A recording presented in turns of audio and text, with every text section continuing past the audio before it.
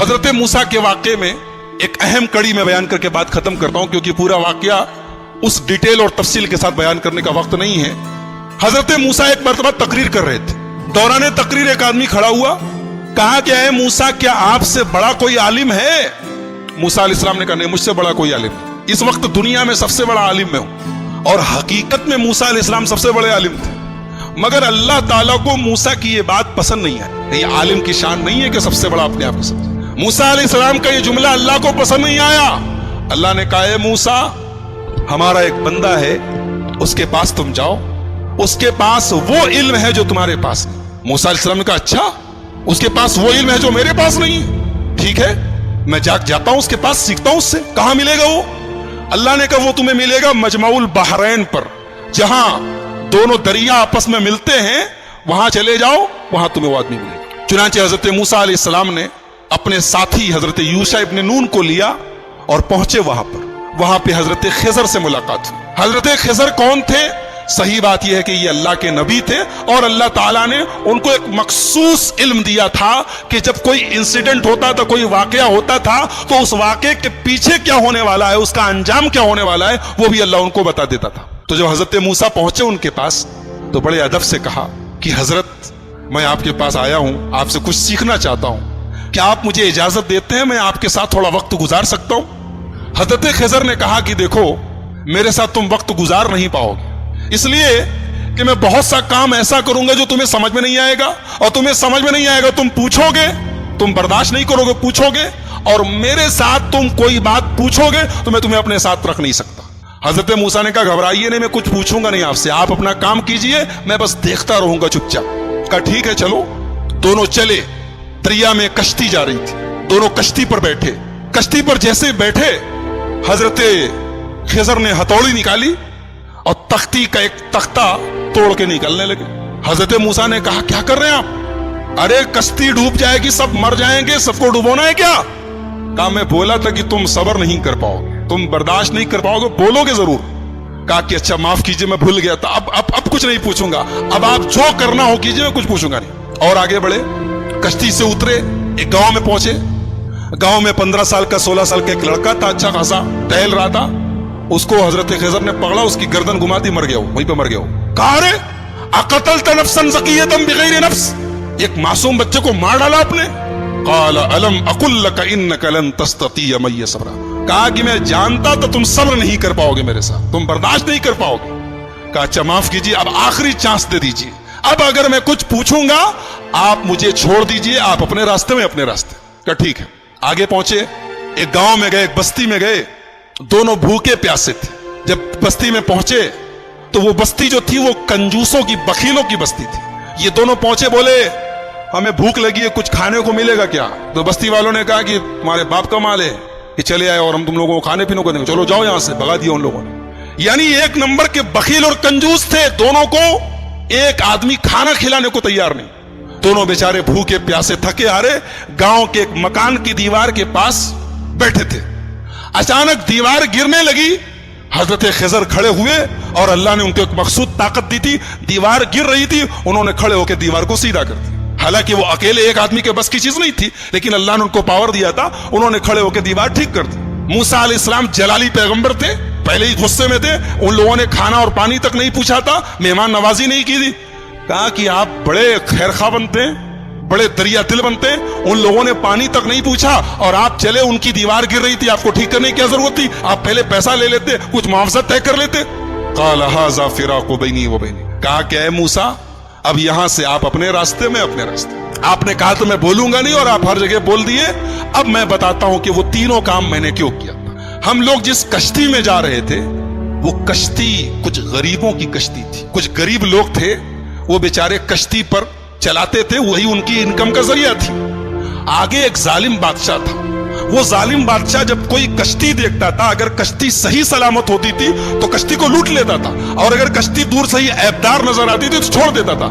میں نے تختہ نکال دیا تاکہ وہ ظالم بادشاہ کشتی کو لوٹے نہ، اور جو لڑکا تھا جس کو میں نے گردن پکڑ کے مار دیا تھا، اس لڑکے کے ماں باپ بہت نیک تھے، مومن تھے، ایمان والے تھے، اور وہ لڑکا آگے چل کے اپنے باپ کا نافرمان، اپنی ماں کا نافرمان اور کافر ہونے والا تھا۔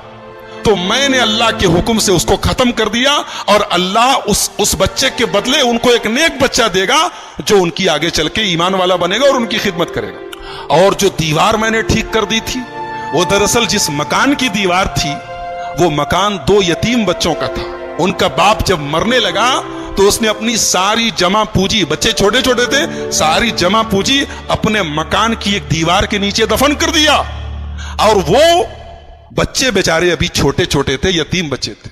اگر دیوار گر جاتی تو وہ بستی جو تھی, گاؤں والے ایک نمبر کے حریص اور لالچی اور بخیل لوگ تھے, ہمیں ایک گلاس پانی تک نہیں پوچھا, وہ دیوار کے نیچے کا سارا خزانہ لوٹ لیتے اور وہ بیچارے یتیم بچوں کا حق مارا جاتا. تو اللہ کے حکم سے میں نے دیوار کو ٹھیک کر دیا تاکہ جب بچے بڑے ہو جائیں تو پھر اللہ تعالیٰ ان کے باپ کا خزانہ انہیں پہنچا دے. اور اللہ نے ایسا کیوں کیا؟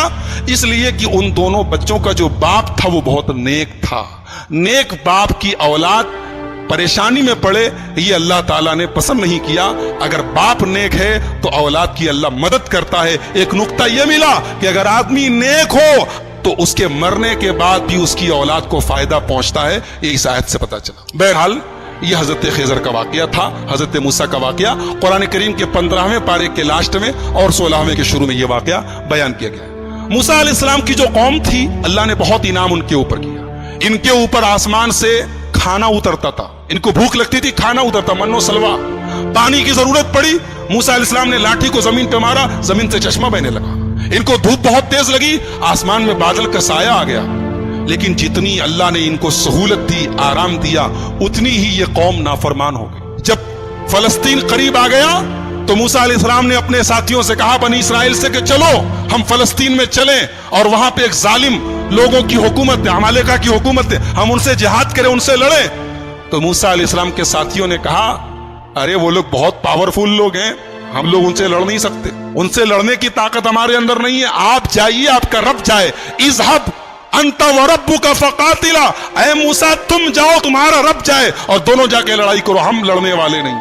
یہ حال تھا بنی اسرائیل کا. ایسے ہی نہیں ہم لوگ سورہ فاتحہ میں پڑھتے غیر المغضوب علیہم ولا الضالین, اے اللہ ان کے راستے پر نہیں چلانا جن کے اوپر تیرا غضب اترا. اللہ نے اس کو جتنا نوازا تھا اس قوم نے اتنی ہی نافرمانی اور اتنی ہی بدکاری کی.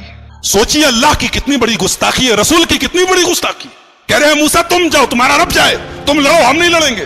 اور دوسری طرف ہمارے پیارے نبی جناب محمد الرسول اللہ صلی اللہ علیہ وسلم جب غزوہ بدر کے موقع پر اپنے صحابہ سے مشورہ کرتے ہیں, اپنے صحابہ سے مشورہ کرتے ہیں اور اپنے انصاری صحابہ سے پوچھتے ہیں کہ تم لوگ کیا کرو گے, تو انصاری صحابہ کہتے ہیں اللہ کے نبی ہم کوئی موسیٰ کے ساتھی تھوڑی ہیں جو کہہ دے کہ آپ جائیے, آپ لڑیے, ہم بیٹھے رہیں گے.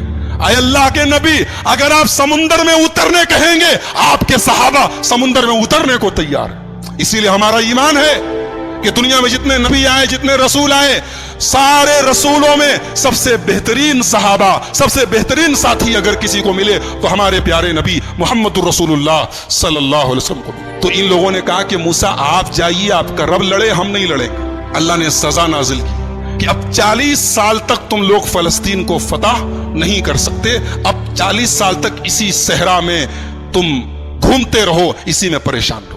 اور اسی 40 سال کے دوران حضرت موسیٰ کا انتقال ہو گیا. بعد میں ان کے جانشین بنے حضرت یوشع ابن نون, اور ان کے دور میں فلسطین فتح ہوا اور فلسطین پر پھر بنی اسرائیل کا قبضہ ہوا. تو یہ چونکہ حضرت موسیٰ کی زندگی کے بعد کا واقعہ ہے اس لیے وہ ہماری گفتگو کا ٹاپک نہیں ہے. حضرت موسیٰ کی زندگی میں ہمارے لیے بہت ساری عبرت اور نصیحت ہے. سب سے بڑا سبق یہ ہے جس کو اللہ رکھے اس کو کون چکھے, جس کو اللہ رکھے اس کو کون چکھے. موسیٰ علیہ السلام پانی میں ان کی ماں ڈال دیتی ہے لیکن اللہ نے کیسے بچایا ہے, اور فرعون جو ان کا دشمن تھا اس کے دربار میں اللہ نے ان کی پرورش کروائی ہے. اور پھر اللہ نے اس موقع پر جب موسیٰ کی پوری قوم, موسیٰ علیہ السلام کی پوری قوم کہتی ہے کہ ہم پکڑ لیے جائیں گے, گرفتار ہو جائیں گے, لیکن حضرت موسیٰ نے اللہ کی ذات پر ایسا بھروسہ اور یقین رکھا کہ اللہ نے ان کے بھروسے کی لاج رکھی اور سمندر کے اندر, دریا کے اندر راستہ بنا دیا. تو میرے بھائیوں بہت سارے سبق ہیں، بہت ساری عبرتیں ہیں، نصیحتیں ہیں. آئیے ہم اللہ سے دعا کریں اللہ تعالیٰ اس جلیل القدر پیغمبر کی سیرت کو ہم سب کو سمجھنے کی اور اس سے جو عبرتیں نصیحتیں حاصل ہو رہی ہیں انہیں اپنانے کی توفیق عطا فرمائے. رب العالمین ہمیں نبیوں کے واقعات کو پڑھنے اور سننے کی توفیق عطا فرمائے. رب العالمین ہماری اصلاح فرمائے. رب العالمین آج کے ہمارے جمع ہونے کو قبول فرمائے. کہنے اور سننے سے زیادہ عمل کی توفیق عطا فرمائے. جب تک ہم دنیا میں زندہ رہیں اسلام پر زندہ رہیں اور خاتمہ ہمارا ایمان پر ہو. آمین. وآخر دعوانا الحمد للہ رب العالمین. والسلام علیکم.